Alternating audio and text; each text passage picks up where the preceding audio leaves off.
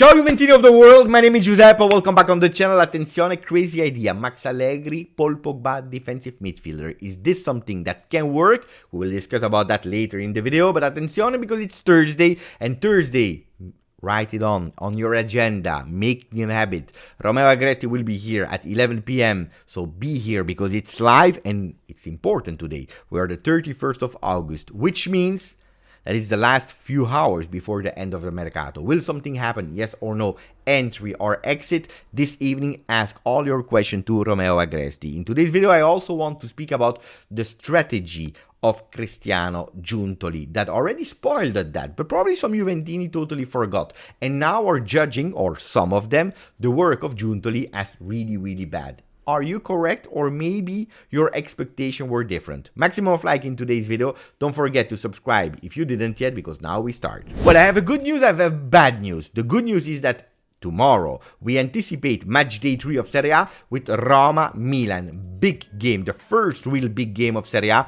Unfortunately, we had to wait until match day 3. And from the moment that you have that excitement, well, the bad news is that after match day 3, everyone will go on international break. We will have to wait for our boys after the game of Empoli. We will have to wait until the 17th of September to play against Lazio in what is on the paper the really first big game of Juventus that luckily we are playing in the Allianz Stadium. Luckily, we know it, at the Allianz Stadium is where we lost our first 2 points of the season, so we will have to do much better. If yesterday there were rumors, today there are actually confirmations, because we have Livano Comenencia, young player from PSV Eindhoven, that yesterday did a boomerang on Instagram telling us that he was about to leave Amsterdam Schiphol Airport. We didn't know where he was about to go. Well, Fabrizio Romano already spoiled it, Torino. And indeed he was for Torino, because yesterday in the late afternoon he was in front of the J Medical right back that will start with the next gen team, with of course the possibility, if he's doing well and if we need him, to be promoted for some games in the first team. Something that a few years ago was totally impossible, but now more and more it is the norm. Then, something totally surprised me yesterday, because I didn't know anything about it, but there is a new player for the next gen, Salifou, 20 years old, from Werder Bremer. Well, he's coming to reinforce that next gen midfield, because he's a midfield, a player with undubious qualities in that midfield, but he has no obligation to buy. He's not a permanent deal, for a simple reason, because in 22-23 he had an unlucky season with some injuries, so Juventus wants to know, testing him, if he is a player that is 100% fit again. If yes, I believe that we are doing again a fantastic deal for the future. And if we are speaking about future, I want to speak also about the present now, because if yesterday Kenan Yildiz was the future, today with his really official renewal of contract, being him presenting that number 15, we can consider him a present player, not anymore a future player. Then, if in the future he will become a phenomenon, a starter, this is for the future. But today I have worked on a possibility to see starting Kenan Yildiz in that 11. Not against Empoli, but probably later in the season. Am I crazy? Well, I will reveal it to you in a few seconds. But guys, if you're watching Barcelona that is launching a 16-year-old Yamal, that on top of it is doing fantastically, I don't understand why we have to forbid ourselves to start an 18-year-old that has, again, super talented qualities that we are probably missing in some other players. There will be a video of mine where I will speak about Max Allegri, because he released, now it's open, a total interview to DAZN that I had not the opportunity yet to watch completely, so I will try to recuperate and make you a debrief. But I'm really happy, because when I told you that Max Allegri was different in press conferences, that they look more serious, more aware of the situation that Juventus was in, a bit more realistic and so on, well, it starts with admitting it. And that's what he said to DAZN in an interview, where he said, when I arrived, I signed a 4-year contract with Andrea Agnelli. It's true that in the 2 first years Juventus didn't won didn't win anything. I thought that it would have been much easier the first year when I joined Juventus, and this has been a mistake from myself. So a mea culpa from Allegri admitting that he was wrong, thinking that it would have been much easier, which we saw was absolutely not. But the work did in these two first years had a function. They were functional, and they will bring us positivity and benefits. He said that the objective was to renew the team, and if some people will tell me, Beppe, but in terms of Mercato, Juventus didn't renew the team. Well, if you are looking at the first comeback of Max Allegri, the team we had and the team we have today, it's a total different one. Where he's saying, at least the day that he was recording for DAZN, we have now a lot of next-gen teams, players that joined the first team. 7 of them are there, playing with the first team, which is totally different than 2 years ago. Sorry, guys. Now, he's also saying that the next few years, the destiny of Juventus in their hands. He's not saying that the destiny will be fantastic, future of victories, of glory. No, he's saying that everything is now in our hands if we are able to work with this guy. So I want to come back on these words later in a complete video, but now it's time also to open the papers to understand what they are saying. Tutto Sport, Juve e Chiesa, rinnoviamo, Juve and Chiesa, do we renew? Giuntoli is renewing Juventus. What are they speaking about? Well, if we go back to July, to that press conference of Giuntoli, he said and he warned everyone that this Mercato session would have been not easy at all. But it would have been a Mercato to put the fundamentals in some players so that we can have them for a longer period, for the future, so that these players feel totally involved in the project, renewing, inserting also young players, finding the balance between some experienced players and some young players, so that Juventus could work in a much easier future, a future that could have been also one with a lot of glory, because this has always been the objective of Juventus. And if we are looking at Juventus, instead of going with full power on the market with new players this season, they just brought in Timo Weah, that is a 23 years old player, with some players that came back from loan that are now starters like Cambiaso. Well, they're working on some renewals. Kenan Yildiz has been done. Then we are also thinking about Huijsen and Gatti, as I told you in yesterday's video. It's not over, because Rabiot could also start talks with Juventus.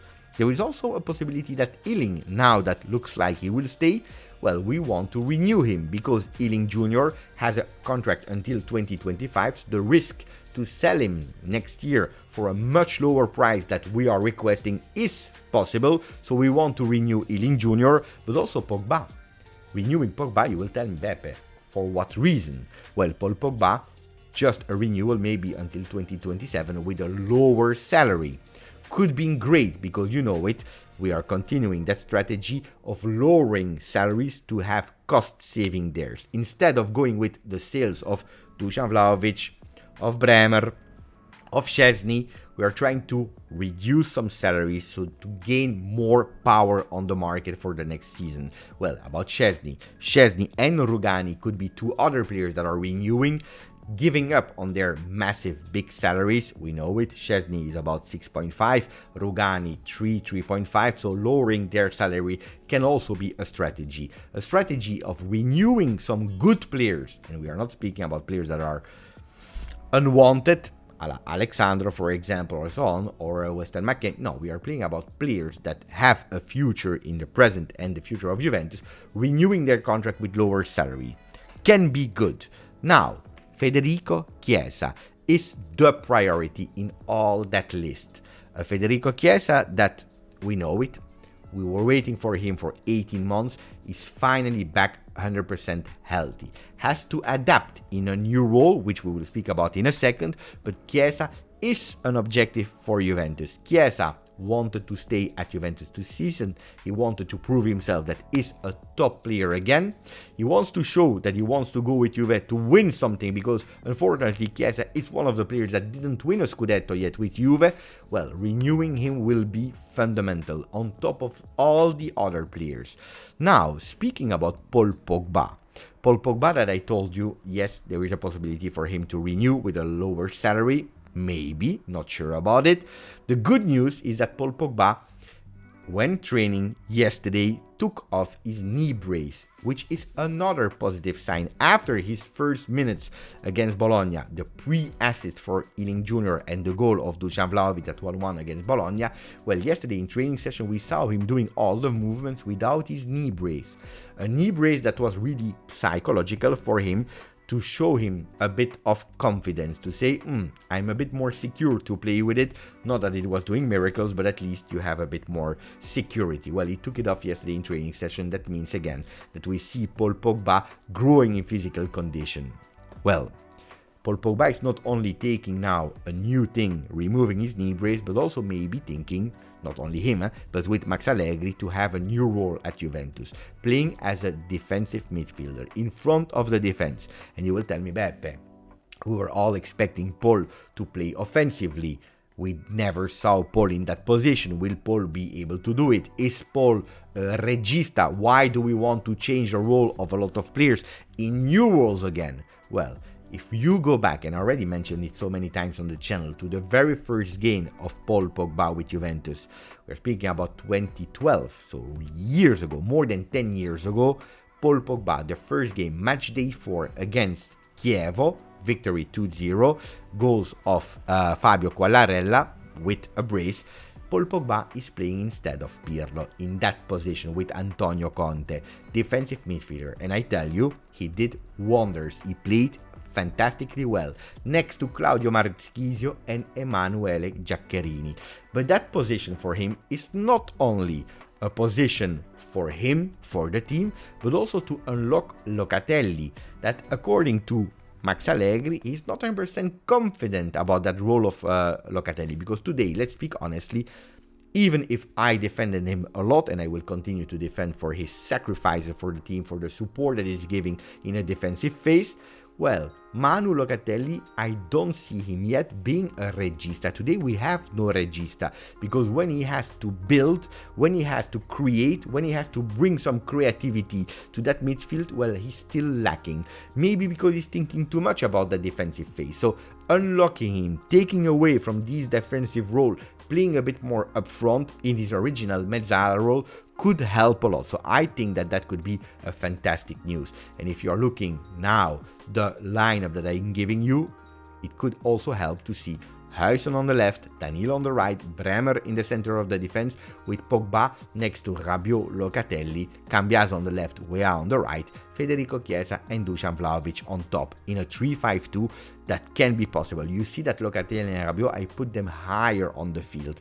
You know it, we are working a lot with midfielders that has the possibility to go up. The good news with that is Locatelli is that used to give some support to the team.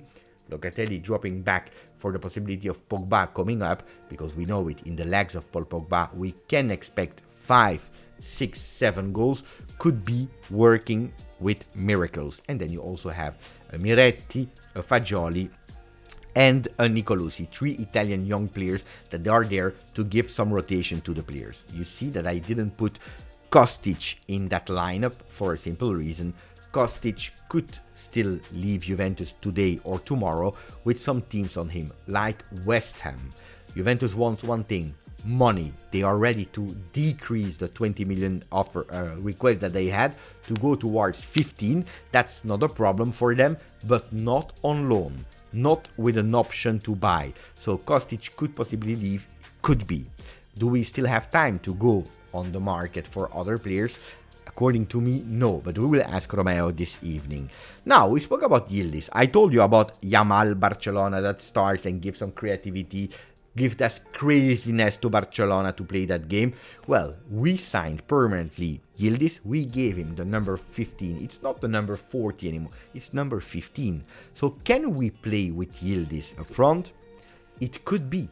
Because tactically, if we go back to something that we tested last year in a 3-4-2-1, not with Pogba anymore up front, but with the Yildiz that this summer has been tested also as a mezzala, so a midfielder with the qualities to bring some creativity and to play up, well, you could.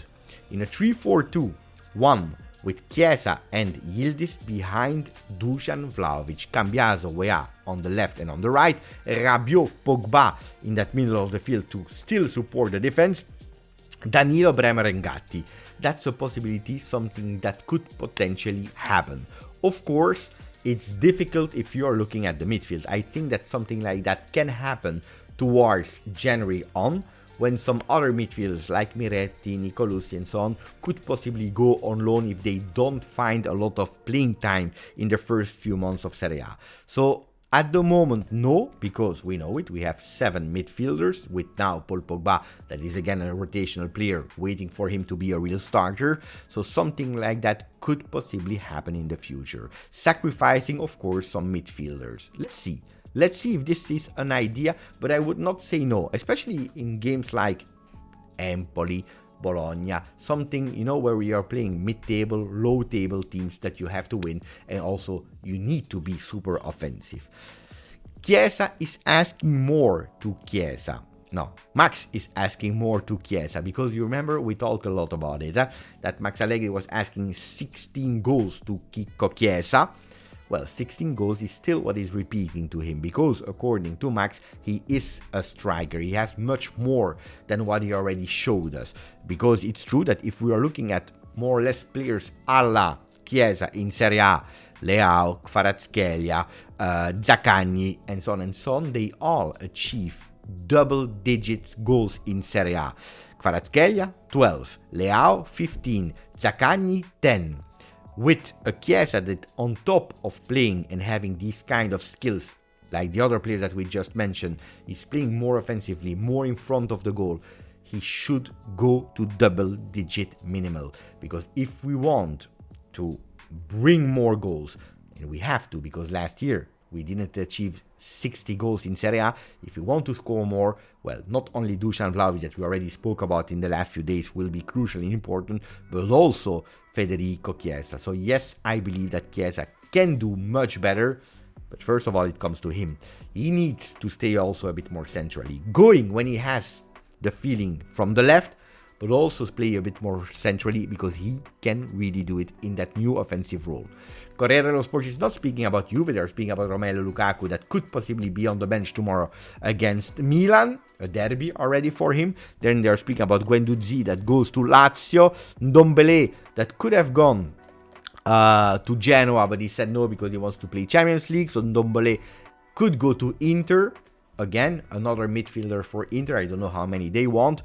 With Pavard, that is official now, an Inter player. So Inter, they are going with Mercato, Napoli, Lindstrom. So every team is on the page except of Juventus. On Gazzetta dello Sport, Inter grand finale, because they want to go with new players. If it's not Ndombele, they already have a B solution that is Maxime Lopez from Sassuolo.